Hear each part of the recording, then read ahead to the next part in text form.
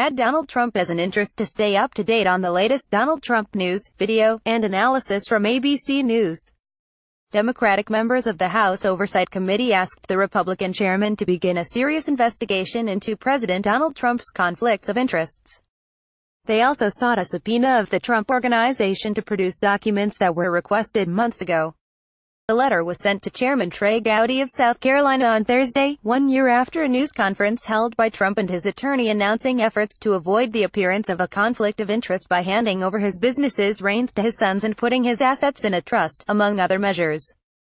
Ethics watchdogs and Democratic lawmakers have criticized those efforts as weak to begin with.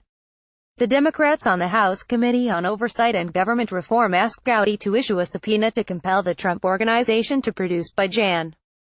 20 documents requested more than 8 months ago on how the company was donating foreign government profits at its hotels to the U.S. Treasury. The lawmakers also want to know whether the organization, the president or his trust will claim donations as a gift for tax purposes. Over the past year, President Trump and his attorneys have stalled virtually any credible oversight, and unfortunately our committee has done nothing to push back on these efforts. Press for answers to these questions, or obtain documents that would assist our efforts to carry out our duties under the Constitution to act as an independent check on the President and the executive branch, the letter states. Gowdy's office did not immediately respond to a request for comment. The Trump Organization did not immediately respond to a request for comment. A Trump Hotels spokesman said the company wouldn't be providing details on foreign government donations until next month and said it is finishing up its annual financial reporting. The U.S. Treasury did not respond to multiple requests for comment.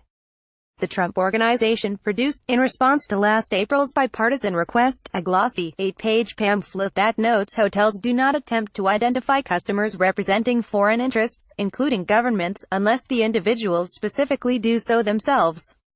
It also said it won't enact any policy asking customers to identify themselves because doing so would impede upon personal privacy and diminish the guest experience of our brand. Rep.